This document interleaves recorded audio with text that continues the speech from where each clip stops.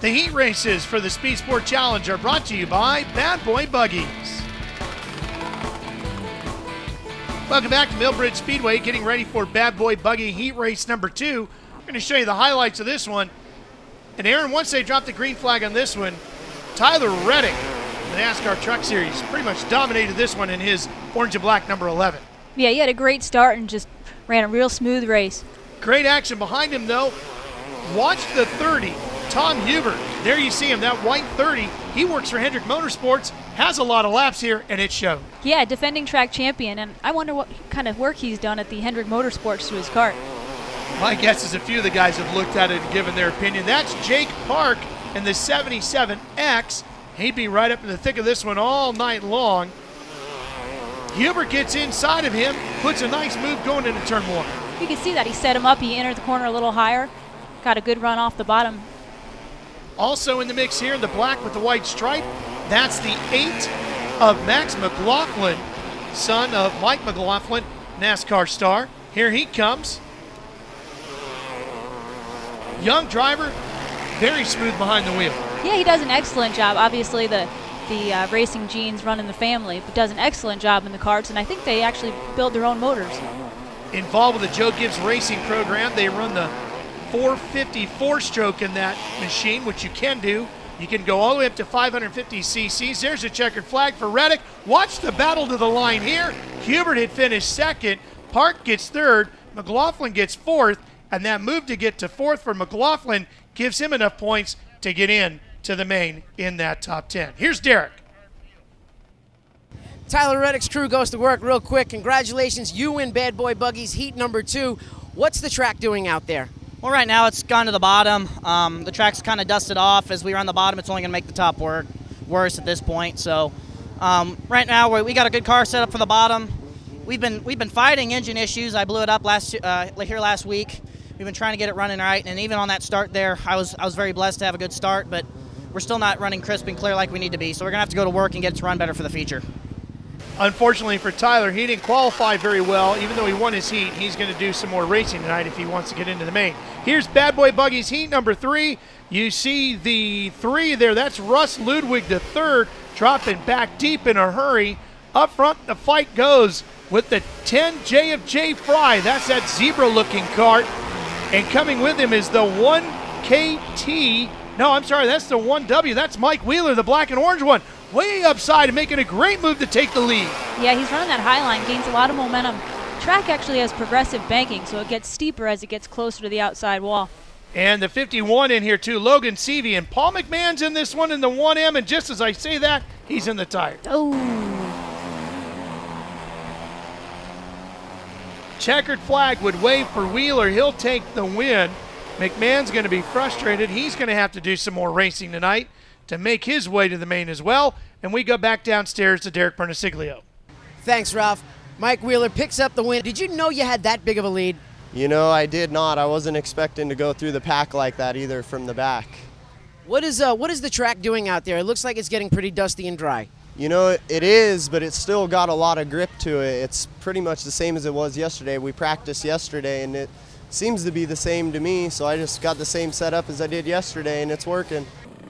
Halfway through the heat races, time for Bad Boy Buggy Heat number 4. There you see J.J. Yaley in the H33 right behind Carson Horn in the H11 as we go to green. We've also got Joey Saldana in this one in the 71. There you see the yellow cart on the back already picking up 2 spots, including getting around Yaley, who's struggling up top. Yeah, they both have a lot of experience on the dirt. USAC winner and also World of Outlaws multi-time winner. Here's Saldana trying to go to the bottom as the yellow comes out. Oh, and it's Yaley. Struggles continue for him. Looks like a mechanical issue of some sort. As you took notice of trying these out last night, these are not easy to adjust to. I know in talking to Paul McMahon, he said, you know, I just got done racing a 410 sprint car last night, and I'm really fighting to get my head around this thing. Yeah, but that steering is so direct. Any slight movement of your hands makes the car move all over the track. It looked like I was trying to run a slalom course the first lap.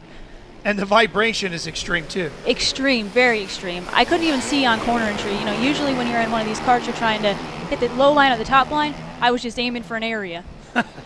Watching Sean Vardell in the 86. Here comes Saldana in the 71. And also up here, there you see Cerniak, who started at the tail end of this field in that white S1ST. Well, he's really on the charge. Yeah, Steve also has a lot of USAC experience, midgets and sprints. Ooh, contact here. Involved in it is the 77 of Jacer. And that's going to pick up a couple of carts, and we're going yellow again. That was a series, a chain of events that happened right there. Here's how it looks. Watching the 1T, that's Rusty Taylor. Tommy Brown's right behind him in the 88. There they go.